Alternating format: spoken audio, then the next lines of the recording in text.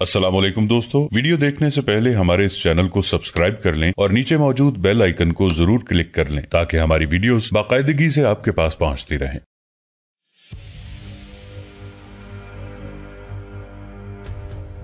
उसे आप तक पहुंचने नहीं देंगे और मैं आपको ये भी जमानत देता हूं कि जिस तरह मैंने कहा है कि एक लश्कर जलालुद्दीन के हवाले, एक मेरा और तीसरा आरिज़ जोजनी के तहत कर दें, हम चंगेज खान से टकराएंगे। सुल्तान मोहतरम, अगर इस तरतीब से जंग करके हम चंगेज खान को शिकस्त देने में कामयाब ना हुए तो मैं आपको इजाजत देता हूँ, आप मेरी गर्दन काट दीजिएगा। यहाँ तक कहने के बाद निजामुद्दीन जब खामोश हुआ तब गौर से उसकी तरफ देखते हुए सुल्तान ख्वारज़म शाह कहने लगा, मैंने तुम्हें बैठने के लिए कहा था, पहले बैठो, फिर तुम्हारे साथ गुफ्तगू होती है। सुल्तान के कहने पर निजामुद्दीन बैठ गया। उसकी तरफ देखते हुए आरिज़ जोजनी, अल्प खान, बाला खान और अल्बाज खान भी बैठ गए। यहाँ तक कि गुफ्तगू का आगाज अलाउद्दीन ख्वारज़म शाह ही करना चाहता था कि उससे पहले उसका बड़ा बेटा जलालुद्दीन बोल उठा, सुल्तान मोहतरम, जो कुछ निजामुद्दीन ने कहा है यूं जाने ये मेरे दिल की भी आवाज है, एक बार आप हमें आजमा कर देखें। सुल्तान मोहतरम, इससे पहले कई जगह मुसलमानों को शिकस्त हो चुकी है। बुखारा जैसा शहर हमारे हाथों से निकल चुका है, समरकंद जैसा अजीम शहर हमसे छिन चुका है और अब मेरा अंदाजा है कि चंगेज खान हमारे मरकजी शहर ख्वारज़म की तरफ बढ़ेगा। इन हालात में मेरी आपसे गुजारिश है कि जो कुछ निजामुद्दीन ने कहा है इस पर एक बार अमल जरूर करना चाहिए और मुझे भी पुख्ता उम्मीद है कि हम चंगेज खान को मार भगाएंगे। जब वो हमारे हाथों शिकस्त उठाकर भागेगा तो फिर वक्त की आंख देखेगी हम कहां तक उसका ताक़ुब करते हैं।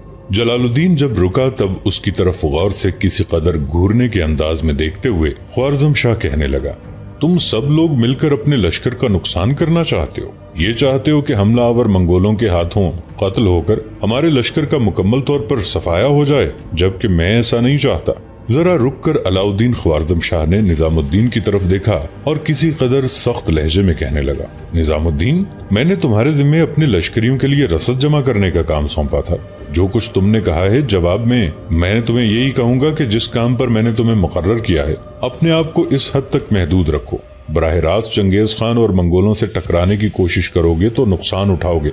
मैंने तुम्हें समरकंद की तरफ भेजा था, जिस मकसद के लिए भेजा था उसे यकीनन पूरा किया। चंद रोज तक तुमने मंगोलों को वहां रोका, अब तुम्हारे जिम्मे मैं ख्वारज़म करता हूँ। ख्वारज़म के नवाह में किसी तरह मंगोलों को अपने साथ मसरूफ रखकर पेशकदमी में ताखीर पैदा करना। इसके अलावा जब तुम्हें मोहलत मिले तो अपने लश्कर के लिए रसद इकट्ठी करना और इन हुदूद से बाहर कोई कार्रवाई मत करना। अब तुम जाओ, आराम करो। निजामुद्दीन अपनी जगह से उठ खड़ा हुआ। उसके साथ ही जलालुद्दीन, आरिज़ जोजनी, उमर काफी, अल्प खान, बाला खान और अल्बास खान सब उठे और निजामुद्दीन के साथ खैमे से बाहर निकल गए।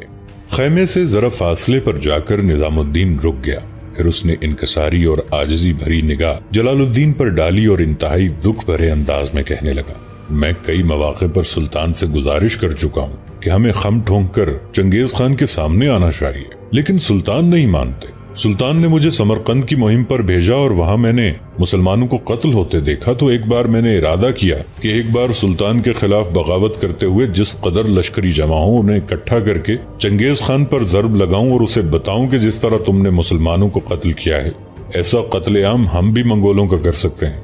लेकिन मेरे खून में, मेरी सरिश्त में चूंकि बगावत के जरासीम नहीं है, लिहाजा मैं ऐसा नहीं कर सका, इसलिए कि मैं बेबस था। आज मैंने फिर आपके सामने सुल्तान से गुजारिश की और मैं जानता हूँ सुल्तान मुझसे खफा हुए हैं। वो चाहते हैं मैं जगह जगह मंगोलों के रास्ते की रुकावट बनता रहूं, उनकी पेशकदमी में सुस्ती पैदा करूं और साथ ही साथ उनके इधर उधर बिखरे हुए लश्करों पर हमलावर होकर अपने लिए और अपने लश्करियों के लिए रसद का सामान इकट्ठा करता रहूं।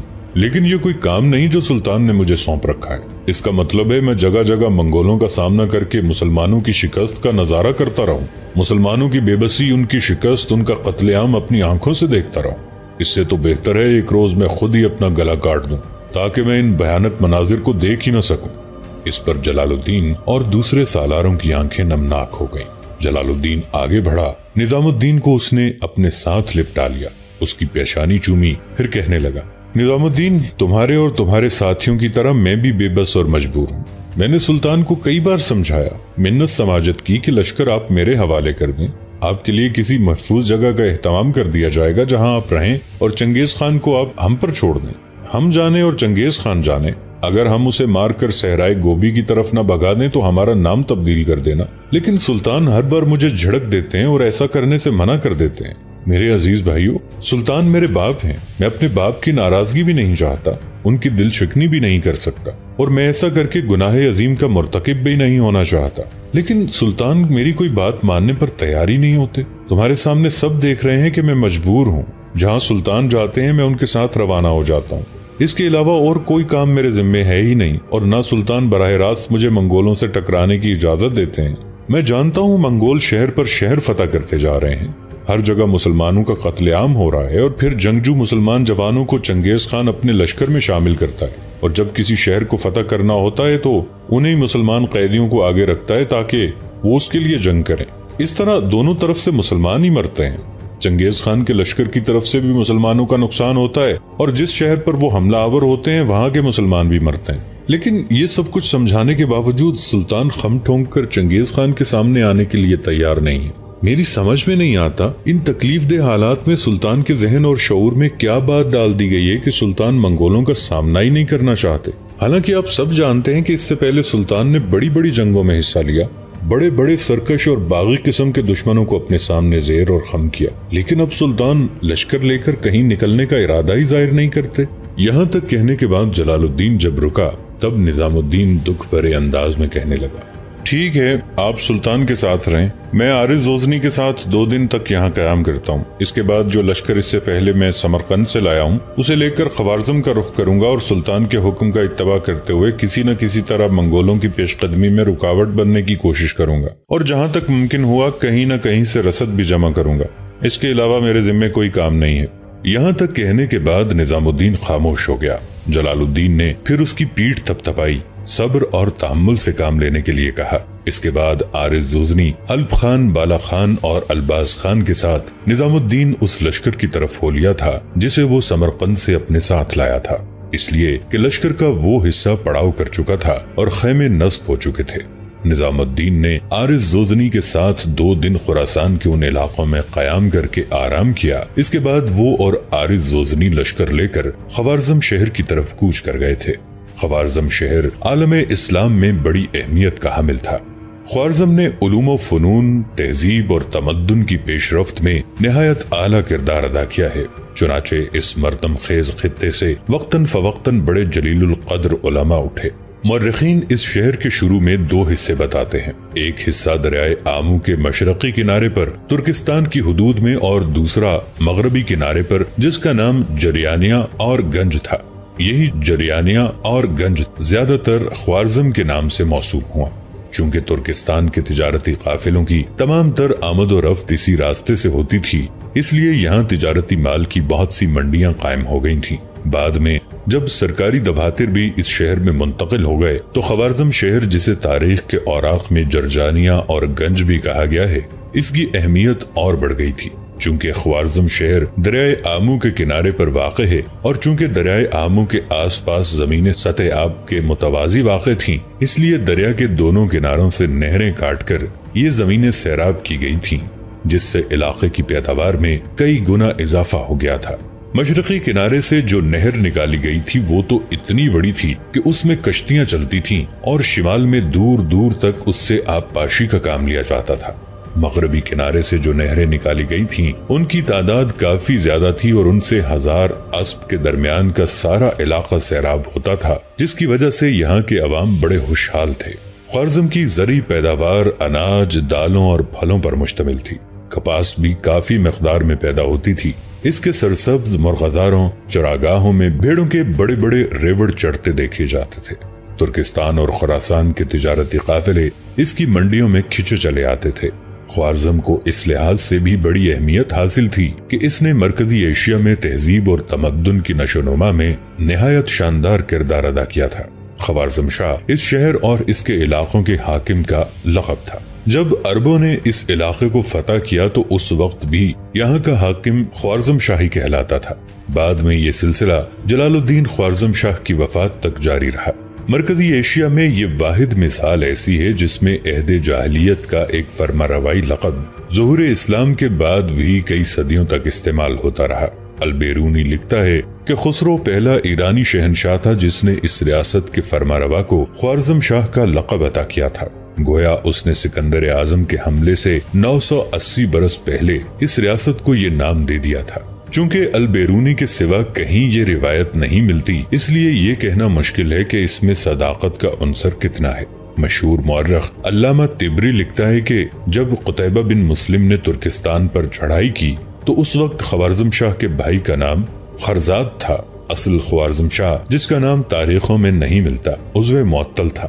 جب یہ علاقہ اسلامی فتوحات کے تحت آ گیا تو ظاہر ہے کہ اس کا فرما روا بھی اسی لقب کے ساتھ دربار خلافت سے وابستہ ہو گیا۔ نظام الدین اور عارض زوزنی نے اپنے لشکر کے ساتھ خوارزم کے نواح میں پہنچنے کے بعد ایک مناسب جگہ گھات لگائی تھی۔ اس کے بعد ایک رات عشاء کے بعد نظام الدین اور عارض زوزنی اپنے چند مسلح ساتھیوں کے ساتھ خوارزم شہر کے نواح میں آئے اور شہر کے جنوبی دروازے پر انہوں نے دستک دی تھی۔ پہلی ہی دستک پر شہر پناہ کے جنوبی دروازے میں چھوٹی سی ایک کھڑکی کھلی اور اس میں سے کسی نے باہر جھانک کر پوچھ لیا، کون ہے؟ جواب میں نظام الدین اپنا چہرہ اس چھوٹی کھڑکی کے قریب لے گیا اور کہنے لگا، دروازہ کھولو، میں نظام الدین ہوں، میرے ساتھ عارض زوزنی اور دوسرے ساتھی ہیں۔ میں سلطان کی طرف سے آیا ہوں اور مجھے خوارزم کے حاکم خمارتگین سے ایک اہم موضوع پر گفتگو کرنی ہے۔ کچھ دیر خاموشی رہی، یہاں تک کہ اندر سے ایک مسلح جوان جلتی ہوئی مشل لے کر آیا اور اس مشل کی روشنی میں اس نے جب نظام الدین اور عارض زوزنی کو دیکھا تو زور سے پکار اٹھا، چھوٹا دروازہ جلدی کھولو، باہر واقعی امیر نظام الدین اور عارض زوزنی کھڑے ہیں۔ اس پر شہر پناہ کے بڑے دروازے میں جو چھوٹا دروازہ تھا وہ کھول دیا گیا۔ نظام الدین نے شہر کے پہرے داروں کا شکریہ ادا کیا، پھر وہ آگے بڑھا۔ شہر کی فصیل پر چڑھنے کے لیے جو سیڑھیاں تھیں وہاں جا کر نظام الدین رک گیا، پھر دروازے کے ایک محافظ کو بلایا اور اسے مخاطب کر کے کہنے لگا، تم ابھی خمارتگین کے پاس جاؤ، اسے کہو کہ وہ اور اس کا سالار فریدون غوری دونوں یہاں سے شہر پناہ کے جنوبی دروازے کے پاس جو فصیل پر چڑھنے کی سیڑھیاں ہیں یہاں آ کر مجھ سے ملیں۔ میں یہاں قیام نہیں کرنا چاہتا، فی الفور واپس جانا چاہتا ہوں۔ جس لشکری سے نظام الدین نے یہ کہا تھا وہ بھاگتا ہوا آگے بڑھ گیا۔ کچھ زیادہ دیر نہ گزری تھی کہ شہر کا حاکم خمارتگین، اس کا سالار فریدون غوری دونوں تیز تیز قدم اٹھاتے ہوئے ان سیڑھیوں کی طرف آئے جہاں نظام الدین اور عارض زونی بیٹھے ہوئے تھے۔ قریب آ کر خمارتگین اور فریدون غوری دونوں بڑے خوشگوار انداز میں نظام الدین اور عارض زوزنی سے ملے۔ پھر خمارتگین شکووں بھری آواز میں نظام الدین کو مخاطب کر کے کہنے لگا، امیر آپ یہاں، آپ میرے ساتھ چلیں، میرے دیوان خانے میں بیٹھیں، وہاں گفتگو کرتے ہیں اور وہیں آپ دونوں کی شب بسری کا بھی سامان ہوگا۔ نظام الدین نے خمارتگین اور فریدون غوری دونوں کے ہاتھ پکڑ کر اپنے پاس بٹھا لیا، پھر بڑی رازداری میں کہنے لگا، خمارتگین اور فریدون، جو کچھ میں کہنے لگا ہوں غور سے سننا۔ میں یہاں قیام کرنے نہیں آیا، دیکھو میں ایک لشکر لے کر آیا ہوں جسے میں نے ایک مناسب جگہ گھات میں بٹھا دیا ہے۔ یہ جو کارروائی ہو رہی ہے یوں جانو یہ میرا نہیں بلکہ سلطان کا حکم ہے۔ میں کئی بار سلطان کی منتیں کر چکا ہوں کہ وہ سارے لشکر کو ایک جگہ جمع کر کے خم ٹھونک کر چنگیز خان کے سامنے آئے، پھر ہم دیکھتے ہیں کہ چنگیز خان کیسے ہمارے سامنے اس طرح نہیں بھاگتا جس طرح بزدل لومڑیاں شیر دل چرواہوں کے آگے بھاگتی ہیں۔ لیکن سلطان نہیں مانتے۔ اب مجھے انہوں نے لشکر دے کر چنگیز خان کی پیش قدمی روکنے اور اس میں سستی پیدا کرنے کے لیے مقرر کر دیا ہے، تو یہ کام بالکل میری فطرت اور پسند کے خلاف ہے، لیکن چونکہ سلطان کا حکم ہے مجھے کرنا پڑ رہا ہے۔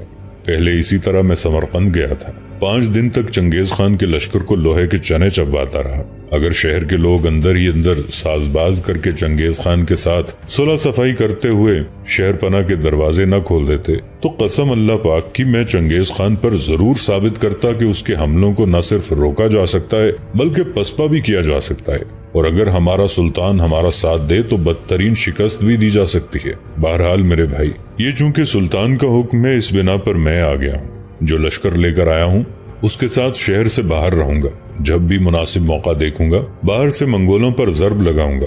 دیکھو چنگیز خان جو لشکر لے کر آیا ہے اس کی گنتی، اس کا شمار نہیں کیا جا سکتا۔ اس کا مشاہدہ میں سمرقند میں کر چکا ہوں۔ سمرقند کے نواح میں چنگیز خان کے لشکر کی حالت یہ تھی کہ جہاں تک نگاہ کام کرتی تھی انسانی سر ہی دکھائی دیتے تھے، اور مجھے امید ہے کہ ایسا ہی معاملہ خوارزم میں بھی ہوگا۔ لہٰذا میں تم سے یہ نہیں کہتا کہ میں کھل کر چنگیز خان کے لشکر کے سامنے آؤں گا۔ اگر میں ایسا کروں گا تو یاد رکھنا یہ صریحاً خودکشی ہوگی اور میں اپنے لشکریوں کو ناحق موت کے منہ میں نہیں دھکیلوں گا۔ جب بھی مجھے موقع ملا میں اسے اپنے ساتھ مصروف رکھوں گا، لیکن میرے بھائی تم نے اپنے لشکر کے ساتھ شہر سے باہر نہیں نکلنا جب تک میں نہ کہوں۔ شہر کے اندر رہنا اور اندر ہی رہتے ہوئے دفاع کا کام سر انجام دینا۔ اگر کسی جگہ سے منگولوں نے شہر کی فصیل پر چڑھنے کی کوشش کی تو میں باہر سے کارروائی کر کے کوشش کروں گا کہ ان کے حملوں کو ناکام بناؤں۔ بہرحال جہاں تک سلطان کے پھیلائے ہوئے ہرکارے اور مخبر خبر دے چکے ہیں، اس کے مطابق چند روز تک چنگیز خان اپنے لشکر کے ساتھ خوارزم پہنچے گا اور شہر پر حملوں کی ابتدا کر دے گا۔ بس میں تم سے یہی کہنے آیا ہوں کہ شہر کے اندر ہمہ وقت چوکس رہنا، شہر سے باہر نکل کر منگولوں پر حملہ آور ہونے کی کوشش نہ کرنا، اس لیے کہ منگول کوشش کریں گے کہ تمہیں اور تمہارے لشکریوں کو شہر سے باہر نکالیں۔ اگر وہ اس وقت کرتے ہیں جب انہوں نے شہر کے ارد گرد اپنے دشمنوں کے لیے جال بچھا رکھے ہوں، اور میری تم کو نصیحت ہے کہ منگولوں کے اس جال میں آنے کی کوشش نہ کرنا۔ اس کے ساتھ ہی نظام الدین اپنی جگہ سے اٹھ کھڑا ہوا۔ اس موقع پر خمارتگین بولا اور کہنے لگا، امیر اگر آپ یہاں قیام نہیں کرنا چاہتے تو میرے ساتھ چلیں، کھانا کھا کر جائیں۔ نظام الدین نے نفی میں گردن ہلائی اور کہنے لگا، ہم عشاء کی نماز ادا کرنے اور کھانا کھانے کے بعد آ رہے ہیں۔ جو کچھ میں نے تم سے کہنا تھا کہہ چکا، اب میں تمہیں اللہ حافظ کہتا ہوں۔ اس کے ساتھ ہی نظام الدین اور عارض زوزنی خوارزم شہر کے حاکم خمارتگین اور اس کے سالار فریدون غوری سے ملے۔ پھر وہ اپنے ساتھیوں کے ساتھ خوارزم شہر سے نکل کر جس سمت سے آئے تھے اسی سمت کو چلے گئے۔ سمرقند کو فتح کرنے کے بعد چنگیز خان خوارزم شہر کی طرف روانہ ہوا تھا۔ چنانچہ خوارزم سے کچھ فاصلے پر اس نے اپنا پڑاؤ کر لیا۔ یہ ایک شہر تھا جو خیموں پر مشتمل تھا اور میلوں دور تک پھیلا ہوا تھا۔ چنانچہ یہیں سے چنگیز خان نے اپنے دوسرے بیٹے چغتائی اور تیسرے بیٹے عقدائی کو ایک لشکر دے کر خوارزم شہر کو فتح کرنے پر مقرر کیا۔ سلطان علاء الدین خوارزم شاہ کا دارالسلطنت دریائے آمو کے مغربی کنارے پر واقع تھا۔ عرب اسے جرجانیہ اور ملکی باشندے اور گنج کہتے تھے۔ مورخین لکھتے ہیں کہ جس وقت چنگیز خان خوارزم پر حملہ آور ہوا تھا اس موقع پر سلطان علاء الدین کے بیٹوں میں سے کوئی بھی یہاں موجود نہ تھا۔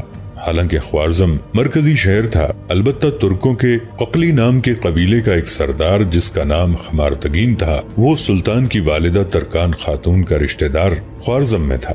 اس کے ساتھ اس کا سالار فریدون غوری تھا۔ چنانچہ اہل شہر نے خمارتگین اور فریدون پر ہی تکیہ کر رکھا تھا کہ وہ شہر کا احسن طریقے سے دفاع کر سکیں گے۔ چنانچہ چنگیز خان نے جب اپنے بیٹوں کو مقرر کیا تو اس کے تینوں بیٹے بخارا شہر کی طرح خوارزم پر بھی حملہ آور ہوئے۔ اس موقع پر منگولوں نے ایک چال چلی۔ فصیل پر حملہ آور ہونے کی بجائے شہر کے نواح میں جو مویشی چر رہے تھے، منگولوں کا لشکر ان مویشیوں کو ہانک کر لے گیا۔ جب لوگوں نے دیکھا کہ منگول تو ان کے مویشی ہانک کر لے جا رہے ہیں، تب فریدون غوری پر بڑا غصہ، بڑا غضب سوار ہوا۔ وہ اپنے مسلح لشکر کے ایک حصے کے ساتھ شہر سے نکلا اور منگولوں پر حملہ کر دیا۔ فریدون غوری جب منگولوں پر حملہ آور ہوا تو منگول بھاگ کھڑے ہوئے۔ فریدون غوری یہ سمجھا کہ منگول مقابلے کی تاب نہ لا کر بھاگے جا رہے ہیں۔ اس غلط فہمی میں وہ اپنے لشکر کے ساتھ ان کے پیچھے لگ گیا۔ مورخین لکھتے ہیں کہ یہ منگولوں کی چال تھی۔ تھوڑا سا آگے وہ علاقہ جسے خرم باغ کہتے تھے، وہاں منگولوں نے ایک لشکر گھات میں بٹھا رکھا تھا۔ چنانچہ فریدون غوری اپنے لشکر کے ساتھ جب وہاں پہنچا تو گھات میں بیٹھا منگولوں کا لشکر اچانک نکلا۔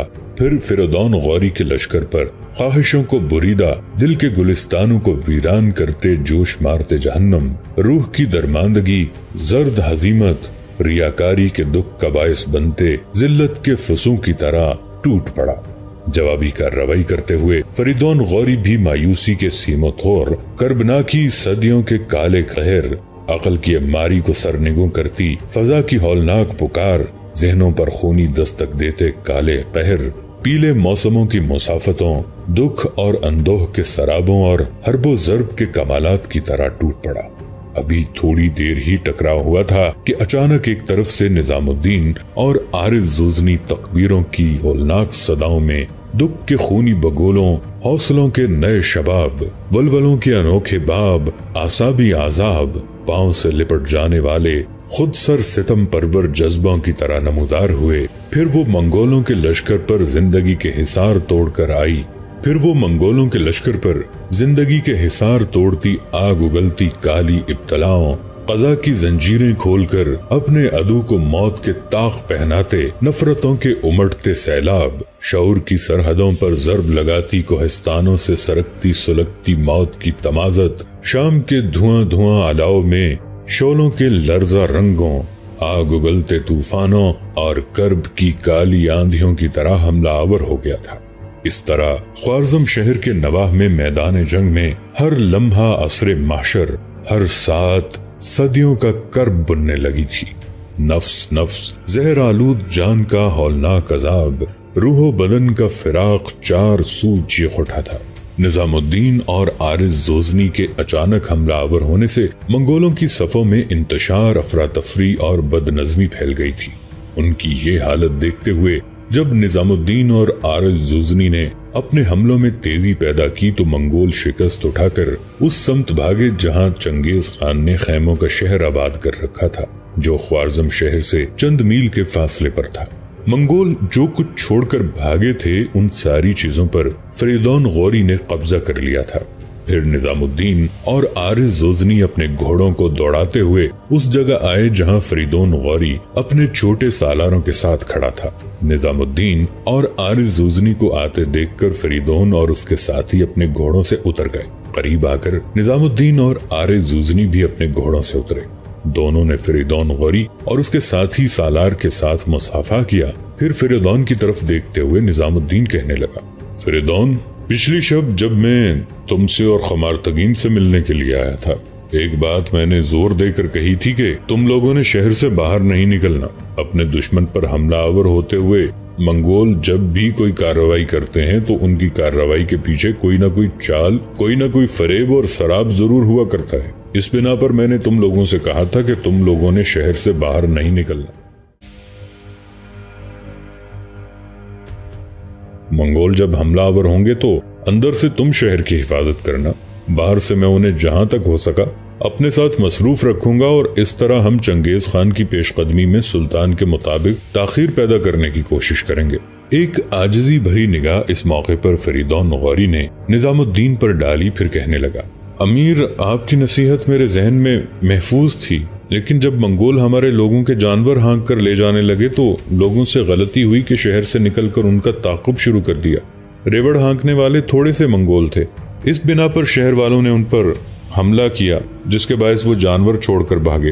آگے ان کا ایک اور لشکر تھا جو شہر والوں پر حملہ آور ہونے لگا تو پھر مجھے شہر سے باہر نکلنا پڑا۔ میں نے اپنے لوگوں کا دفاع کیا اور جو منگول سامنے آئے تھے ان پر حملہ آور ہو کر انہیں بھاگ جانے پر مجبور کر دیا۔ میں نے ان بھاگنے والوں کا تعاقب کیا، لیکن بدقسمتی سے منگولوں کا ایک اور لشکر گھات میں بیٹھا ہوا تھا جو اچانک نمودار ہوا اور مجھ پر حملہ آور ہو گیا۔ وہ تو ہماری قسمت اچھی تھی کہ آپ اور عارض زوزنی نمودار ہوئے، منگولوں کے لشکر پر حملہ آور ہوئے اور اس طرح آپ کے آنے کی وجہ سے ہم نے انہیں شکست دے کر بھاگنے پر مجبور کر دیا۔ نظام الدین نے آگے بڑھ کر فریدون غوری کی پیٹھ تھپتھپائی اور پھر کہنے لگا، بہرحال شہر سے نکلنے کے بعد جو کارروائی تم نے کی ہے وہ یقیناً تمہارے لشکریوں اور شہریوں کے لیے حوصلہ افزا ہے۔ اب جو سامان منگول چھوڑ بھاگے ہیں یہ سارا سامان سمیٹو اور لشکر لے کر شہر کے اندر چلے جاؤ۔ میں واپس جانے لگا ہوں، اس لیے کہ میں اپنے لشکر کے ساتھ گھات میں ہوں۔ جب بھی مناسب موقع دیکھوں گا شہر کے دفاع کی خاطر ان پر ضرب لگاتا رہوں گا۔ فریدون غوری نے اس سے اتفاق کیا، چنانچہ منگول جو سامان چھوڑ کر بھاگے تھے وہ سارا سامان سمیٹا اور اپنے لشکر کے ساتھ خوارزم شہر میں چلا گیا، جبکہ نظام الدین اور عارض زوزنی اپنے لشکر کو سمیٹتے ہوئے واپس اپنی گھات کی طرف چلے گئے تھے۔ چنگیز خان اور اس کے بیٹوں کو اپنے لشکر کی شکست اور پسپائی کا بڑا دکھ اور صدمہ ہوا۔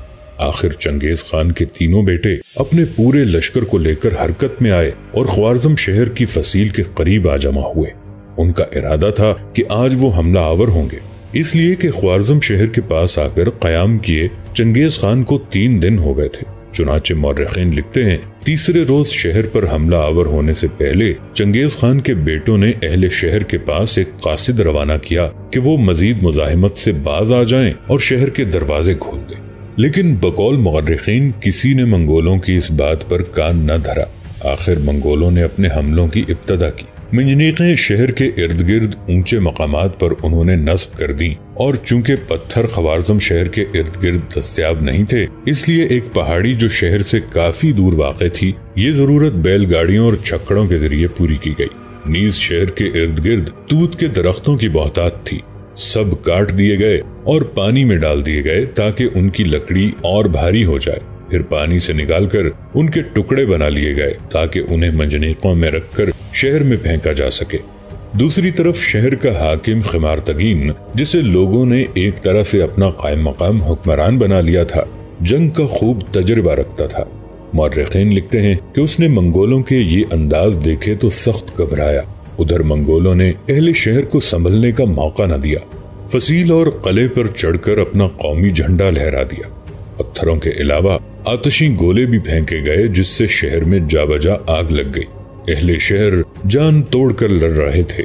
उस वक्त दरवाजों पर काबिज मंगोलों को ख्याल आया कि अगरचे शहर में आग लग जाने से अहले शहर बेबस होकर जरूर हथियार डाल देंगे, लेकिन खुद उन्हें ये नुकसान हुआ कि माले गनीमत से महरूम रह जाएंगे। चुनाचे आतिशगीर गोलों को फेंकना रोक दिया गया। चंगेज खान ने ये काम किया कि हजारों मंगोल लश्करियों पर मुश्तमिल एक हिस्सा उसने अलग किया और उन्हें हुक्म दिया कि वो दरियाए आमू के किनारे जाकर दरिया के अंदर पत्थर फेंकना शुरू कर दें। जबकि दरिया के अंदर पत्थरों की एक दीवार बन जाएगी तो पानी बाहर निकलकर ख्वारज़म शहर का रुख करेगा। अगर ऐसा होता है तो फिर उनका काम आसान हो जाएगा, क्योंकि फसीले शहर में शगाफ पड़ जाने से अहलियाने शहर की मुजाहिमत खत्म हो जाएगी। मौर्रखीन लिखते हैं कि अहले शहर इससे गाफिल नहीं थे। वो मंगोलों की सारी कार्रवाइयों को बनज़र गायर देख रहे थे। शहर के हाकिम खिमारतगीन ने जब देखा कि मंगोल दरियाए आमू का रुख तब्दील करके ख्वारज़म की तरफ करने लगे हैं ताकि पानी ख्वारज़म की फसीलों के पास और इसके साथ साथ गुजरे, जिससे फसील को नुकसान हो और उसका एक हिस्सा गिर जाए और मंगोल आसानी से शहर में दाखिल होकर शहर को फतह कर लें। चुनाचे खिमारतगीन ने मंगोलों की ये सारी मंसूबाबंदी एक तेज रफ्तार कासिद के जरिए निजामुद्दीन और आरिज जोजनी तक पहुंचा दी। जिस रोज चंगेज खान के लश्कर के एक हिस्से ने दरियाए आमू के अंदर पत्थर फेंक कर दरिया का रुख मोड़ते हुए पानी के बहाव को ख्वारज़म शहर की तरफ मोड़ना था, उससे पहले ही रात को निजामुद्दीन और आरिज जोजनी दोनों अपने छोटे सालारों के साथ बैठे किसी अहम मसले पर गुफ्तगू कर रहे थे। इशा की नमाज और लश्कर के खाने का एहतमाम करने के बाद वो फारिग होकर गुफ्तगू कर रहे थे कि ख्वारज़म शहर के हाकिम खिमारतगीन का कासिद पहुंचा। जब निजामुद्दीन और आरिज जोजनी को उसकी आमद की इत्तला की गई तो दोनों ने फौरन उसे बुला लिया। चुनाचे कासिद उस जगह आया जहां निजामुद्दीन और आरिज जोजनी अपने सालारों के साथ किसी मौजू पर गुफ्तगू कर रहे थे। निजामुद्दीन ने उसे अपने पहलू में बिठाया, फिर बड़ी शफकत से उसकी तरफ देखते हुए कहा, मेरे अजीज भाई, तू ख्वारज़म के हाकिम खिमारतगीन की तरफ से हमारे लिए क्या पैगाम लेकर आया है? इस पर आने वाले कासिद ने अपने होंठों पर जबान फेरी, फिर कहने लगा, खिमारतगीन ने मुझे आपके नाम ये पैगाम देकर भेजा है कि कल पहले ही पहर मंगोलों का एक लश्कर जिस जगह आपने घात लगा रखी है, इसके बिल्कुल सीध में शिमाल में दरियाए आमू में पत्थर फेंककर दरिया का रुख ख्वारज़म शहर की तरफ मोड़ने की कोशिश करेगा, ताकि पानी के बहाव की वजह से ख्वारज़म शहर की फसील गिर जाए और मंगोल आसानी से शहर फतह करने में कामयाब हो जाएं। खिमारतगीन चाहता है कि इस कासिद को यहाँ तक कहते कहते रुक जाना पड़ा, इसलिए कि बीच में निजामुद्दीन बोल पड़ा, मुस्कुराया और कहने लगा, मेरे अजीज, जो कुछ तू कहना चाहता है मैं समझ गया। तू यकीनन ये कहेगा कि खिमारतगीन ये चाहता है कि हम उस लश्कर पर हमला आवर हों जो दरियाए आमू के अंदर पत्थर फेंक कर उसका रुख मोड़ने की कोशिश करेगा। वापस जाकर खिमारतगीन से कहना वो बिल्कुल मुतमईन रहे, चंगेज खान का जो भी लश्कर उन इलाकों की तरफ आएगा कि पत्थर फेंक कर दरिया का रुख मोड़ दे, उनमें से कोई भी बचकर जिंदा सलामत वापस नहीं जाएगा। इस पर वो कासिद जवाब में कुछ कहना चाहता था कि एक छोटा सालार बड़ी तेजी से चलता हुआ निजामुद्दीन के पास आया और कहने लगा, अमीर, बरगा नाम के किसी शख्स का कोई नुमाइंदा आपसे मिलकर कुछ कहना चाहता है। बरगा खान का नाम सुनकर निजामुद्दीन चौंका था, कहने लगा, उस शख्स को फौरन मेरे पास ले आओ। اس پر وہ چھوٹا سالار پیچھے ہٹ گیا تھا۔ اس کے جانے کے بعد خمارتگین کا قاصد اپنی جگہ پر سے اٹھا اور نظام الدین کو مخاطب کر کے کہنے لگا، امیر مجھے جانے کی اجازت دے دیں، میں یہاں رکوں گا نہیں، اس لیے کہ خمارتگین نے مجھے کہا تھا کہ میں آج رات ہی واپس آ کر یہ پیغام پہنچانے کی اطلاع کر دوں، اس لیے مجھے جانے کی اجازت دے دیں۔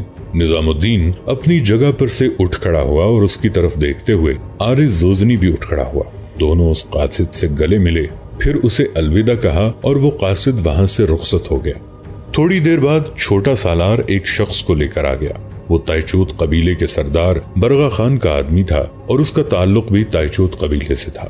جہاں سے خمارتگین کا قاصد اٹھ کے گیا تھا، نظام الدین نے برغا خان کے قاصد کو اسی جگہ بٹھایا، پھر بڑی شفقت سے اسے مخاطب کر کے کہنے لگا، میرے بھائی کیا تو برغا خان کی طرف سے کوئی پیغام لے کر آیا ہے؟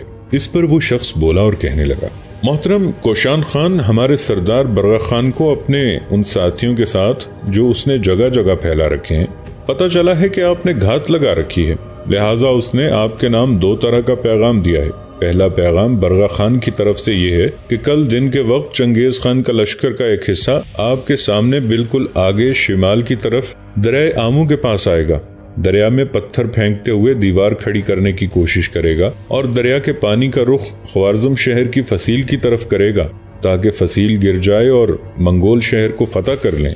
دوسرا پیغام برغا خان کی طرف سے آپ کے نام یہ ہے کہ منگول لڑکی جس کا نام اولون ہے وہ آپ سے ملاقات کرنا چاہتی ہے اور اس نے آپ سے یہ بھی التماس کی ہے کہ آپ کسی جگہ کا تعین کر لیں جہاں وہ آپ سے مل سکے، اس لیے کہ اس سے پہلے آپ کے ایک سالار نظام الدین کو زندہ یا مردہ پکڑنے کے لیے چنگیز خان نے اولون کے ساتھ اس کے چچا زاد بھائی قراچا کو مقرر کیا تھا۔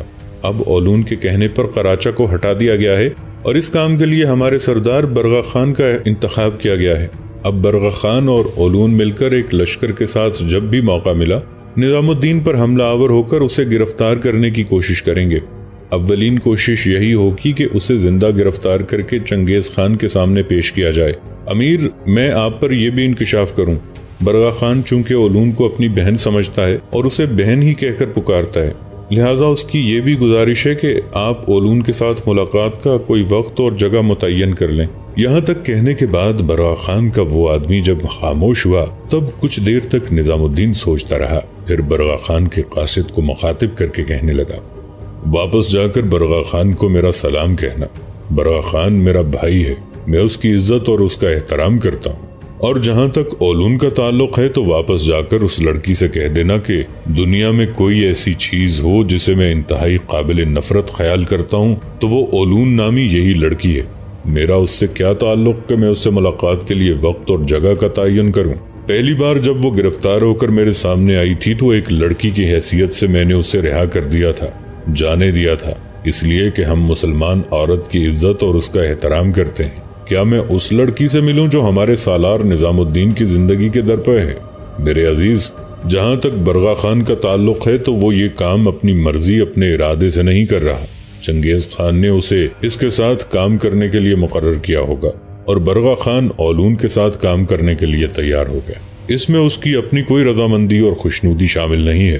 واپس جا کر برغا خان اور اولون کو میری طرف سے یہ پیغام دینا کہ برغا خان تو میرا بھائی ہے، اس کے لیے میں بڑی سے بڑی قربانی دے سکتا ہوں، لیکن جہاں تک اولون کا تعلق ہے اس سے میں انتہا درجے کی نفرت کرتا ہوں، اس لیے کہ ایک بار مجھے اس نے میرے منہ پر کہہ دیا تھا کہ وہ مسلمانوں کو پسند نہیں کرتی، ان سے نفرت کرتی ہے، لہذا میرے بھائی جو لڑکی مسلمانوں کو پسند نہیں کرتی ان سے نفرت کرتی ہے، جتنی نفرت وہ مسلمانوں سے کرتی ہے اس سے 100 گنا زیادہ نفرت میں اس لڑکی سے کرتا ہوں، لہذا اس لڑکی کے نام خصوصیت کے ساتھ جو پیغام تم لے کر جاؤ گے وہ یہ کہ اسے بتانا کہ میری نگاہوں میں اس کی کوئی حیثیت کوئی وقت نہیں ہے، میرے دل میں میرے شعور میں اس کے لیے جس قدر نفرت ہے اسے ناپنے کے لیے کوئی پیمانہ ہی نہیں ہے۔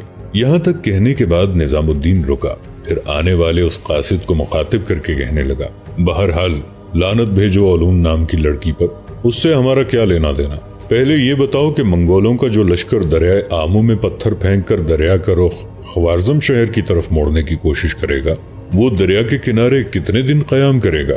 اس لیے کہ یہاں نزدیک پتھر نہیں ہیں، پتھر انہیں چھکڑوں کے ذریعے دور سے لانے ہوں گے، اس بنا پر وہ یہ کام ایک دن میں تو نہیں کر پائیں گے۔ اس پر قاصد بولا اور کہنے لگا، یہ ایک دن کا کام ہے بھی نہیں۔ چنگیز خان نے یقیناً انہیں چھکڑے مہیا کیے ہیں، جن کی وجہ سے وہ پہلے بڑے بڑے پتھر چھکڑوں پر لاد کر دریائے آمو کے کنارے ڈھیر کرتے رہیں گے، پھر کنارے کے پاس بڑے بڑے پتھر رکھ کر ایک دیوار بناتے جائیں گے۔ اس دیوار کی سطح پانی سے تھوڑی اونچی رکھی جائے گی۔ اس کے بعد اسی دیوار پر چلتے ہوئے وہ پتھر آگے دریا میں پھینکتے ہوئے دریا کا رخ موڑتے چلے جائیں گے، اور جب دریا کا رخ مڑے گا تو یقیناً پانی خوارزم شہر کا رخ کرے گا، اور جب ایک دن یا 2 دن پانی خوارزم شہر کی فصیل کے پاس مار کرے گا تو یقیناً 2 کاموں میں سے ایک کام ضرور سامنے آئے گا۔ اول یہ کہ شہر کی فصیل گر جائے گی، دوم یہ کہ وہ کمزور ہو جائے گی۔ دونوں صورتوں میں چنگیز خان کو شہر کے اندر داخل ہونے کا موقع مل جائے گا۔ لہٰذا میرا اندازہ ہے کہ جو لشکر چھکڑوں کے ذریعے پتھر لا کر دریائے آمو میں پھینکے گا، اسے کم از کم 1 ہفتہ اس کام کی تکمیل میں لگے گا، اور 1 ہفتہ وہ لشکر دریائے آمو کے کنارے پڑاؤ کرے گا۔ اس لشکر کے پاس 1 سے 2 ہفتے کا رسد کا سامان بھی ہوگا۔ ان کے ساتھ لشکر کا ایک خاص حصہ بھی ہوگا۔ جب وہ لشکر کام کر رہا ہوگا، پتھر دریا میں پھینکے جا رہے ہوں گے۔ لشکر کا دوسرا حصہ مسلح رہ کر ان کی حفاظت کا سامان کرتا رہے گا۔ اس کے علاوہ خوارزم شہر کے باہر بھی ایک لشکر کو بالکل چوکس رکھا گیا ہے، تاکہ خوارزم شہر سے نکل کر کوئی بھی لشکر دریا میں پتھر ڈالنے والے لشکر پر حملہ آور نہ ہو پائے۔ یہاں تک کہنے کے بعد آنے والا برغا خان کا قاصد دم لینے کے لیے رکا۔ اس کے بعد نظام الدین کو مخاطب کرتے ہوئے وہ کہہ رہا تھا، امیر کوشان خان، میں نے جو کچھ کہنا تھا کہہ چکا، اب مجھے اجازت دیں، میں جاؤں گا۔ اس پر نظام الدین نے اس کے شانے پر ہاتھ رکھا، پھر کہنے لگا، کیا ایسا ممکن نہیں کہ تم شب بسری ہمارے ہاں کرو؟ وہ قاصد مسکرا دیا اور کہنے لگا، امیر، آپ کی بڑی مہربانی، لیکن میرے لیے میرے سردار برغا خان کی طرف سے حکم ہے کہ مجھے آج ہی رات کو اس کے پاس واپس جانا ہے۔ چنانچہ جس طرح بغلگیر ہو کر نظام الدین اور عارض زوزنی نے خمارتگین کے قاصد کو الوداع کہا تھا، اسی طرح برغا خان کے قاصد سے بھی بغلگیر ہو کر ملے۔ پھر وہ قاصد واپسی کے لیے روانہ ہو گیا۔ اگلے روز برغا خان جان بوجھ کر حسین اور خوبصورت اولون کے یورت کے سامنے سے گزرا۔ اسے دیکھتے ہی اولون بھاگتی ہوئی اپنے یورت سے نکلی اور آواز دے کر برغا خان کو روکا۔ ان دونوں کے اس طرح ملنے پر کسی کو اعتراض بھی نہیں ہو سکتا تھا، اس لیے کہ چنگیز خان اپنے لشکر کا ایک حصہ ان دونوں کے تحت کر چکا تھا، تاکہ جب بھی موقع ملے وہ سلطان علاؤالدین خوارزم شاہ کے سالار نظام الدین پر حملہ آور ہو کر اسے گرفتار کرنے کی کوشش کریں۔ بہرحال جب یورت سے نکل کر اولون برغا خان کے پاس آئی، تب اسے دیکھتے ہوئے برغا خان کچھ اداس اور افسردہ سا ہو گیا تھا۔ اس کی یہ حالت دیکھتے ہوئے اولون سنجیدہ ہو گئی اور کہنے لگی، برغا خان، میرے بھائی، جو قاصد آپ نے رات کو ان کی طرف بھجوایا تھا، کیا ان کی طرف سے کوئی پیغام آیا ہے؟ اس موقع پر برغا خان نے ایک لمبا سانس لیا، پھر کہنے لگا، میری بہن، جواب آیا ہے، لیکن جواب بڑا منفی اور دل شکن قسم کا ہے۔ کیسا منفی اور کس قسم کی دل شکنی؟ بڑے غور سے برغا خان کی طرف دیکھتے ہوئے اولون نے پوچھ لیا۔ اس پر جو تفصیل برغا خان کے قاصد نے آ کر اسے بتائی تھی، وہی تفصیل برغا خان نے اولون سے کہہ دی تھی۔ ساری تفصیل جان کر اولون انتہا درجے کی اداس اور افسردہ ہو گئی تھی، یہاں تک کہ اس کی یہ حالت دیکھتے ہوئے برغا خان نے پوچھ لیا، میری عزیز بہن، کوشان خان جس وقت آپ لوگوں کے مرکزی شہر قراقرم پہنچا تھا، تو کیا کسی موقع پر تم نے اس سے کہا تھا کہ تم مسلمانوں سے نفرت کرتی ہو؟ اس پر اولون نے پہلے اسبات میں گردن ہلائی، پھر کہنے لگی، ہاں، میں نے یہ جملہ کہا تھا، پر یہ میری زندگی کی سب سے بڑی غلطی تھی، مجھے ہرگز ایسا نہیں کہنا چاہیے تھا۔ اس پر برغا خان کہنے لگا، میری بہن، تمہیں یہ جملہ نہیں کہنا چاہیے تھا، یہی جملہ تو کام خراب کر گیا ہے۔ اب اس نے یہ کہلا بھیجا ہے کہ دنیا میں اگر کسی سے سخت نفرت کرتا ہوں تو وہ اولون ہے۔ اس نے یہ بھی پیغام بھیجا ہے کہ میرا اولون نام کی اس لڑکی سے کیا تعلق واسطہ جو مسلمانوں سے نفرت کرتی ہے۔ اس نے یہ بھی کہلا بھیجا ہے کہ اس سے پہلے جو اولون میرے ہاتھوں گرفتار ہو گئی تھی، وہ تو میں نے عورت سمجھ کر اسے معاف کر دیا تھا، اس لیے کہ اسلام عورت کی عزت کرتا ہے۔ اس کا کہنا ہے کہ یہ لڑکی ایک طرف ہماری محترم سالار نظام الدین کو تلاش کرتی پھرتی ہے اور اس کی موت کی امید رکھتی ہے۔ اس کا کہنا تھا، ویسے بھی جس لڑکی کو میں انتہا درجے کا ناپسند کرتا ہوں، اس سے کیوں ملوں گا؟ میری بہن، میں جانتا ہوں تم اس کو پسند کرتی ہو، اس لیے کہ تمہارے ساتھ کام کرتے ہوئے میں تمہاری فطرت، تمہارے رجحان کو اچھی طرح جان چکا ہوں، لیکن فی الحال معاملہ کچھ خراب ہے۔ میری بہن، مسلمانوں سے جتنی نفرت تم کرتی ہو، اس سے کئی گنا زیادہ کوشان خان تم سے کرتا ہے۔ اس بنا پر میں کہہ سکتا ہوں، ان حالات میں کوشان خان سے ملاقات کرنے کا کوئی فائدہ نہیں۔ بلکہ میرا اندازہ ہے کہ میری بہن اس کے سامنے گئی تو وہ اپنی نفرت کی وجہ سے اور بے پھر جائے گا اور تمہارے خلاف کہیں اس کی نفرت دو چند نہ ہو جائے۔